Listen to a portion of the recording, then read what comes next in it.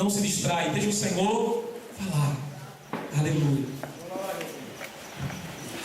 Aleluia.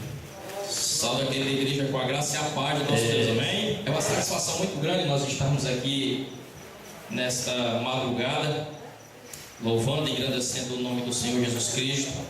Nós temos orado, temos agradecido a Deus pela igreja do Alto Alegre, pelo que Deus tem feito aqui nesse lugar, e onde eu chego e tenho a oportunidade de falar das bênçãos e das maravilhas que o Senhor tem feito aqui, acontecendo aqui, é somente o poder de Deus.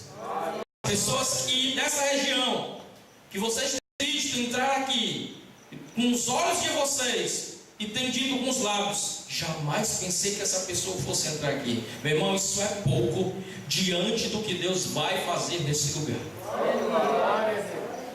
Então, creia, continue evangelizando, continue pregando, continue ministrando a palavra, abra os lábios, profetiza no nome de Jesus, e Deus é o Deus que dá o crescimento. Amém? E aí não foi diferente.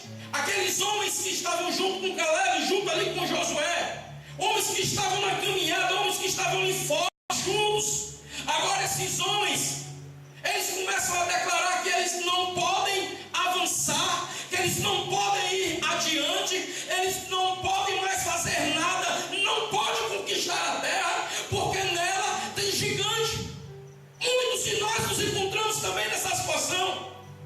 Deus é nos abençoando, Deus é nos alegrando, Deus nos fortificando, mas chega um momento da caminhada que nós não conseguimos ir mais adiante, nós não conseguimos mais sair do lugar que nos prende, nós não conseguimos dar um passo à frente, porque nós estamos vendo os problemas, eles estão sendo gigantes para nós. Ou seja, peraí, gente,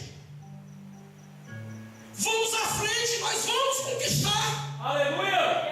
Deus está dizendo para você nesta madrugada: não desista dos seus sonhos, não desista dos projetos, não desista da caminhada, não desista. A luta está grande, a luta está difícil, mas Deus está dizendo: vá à frente.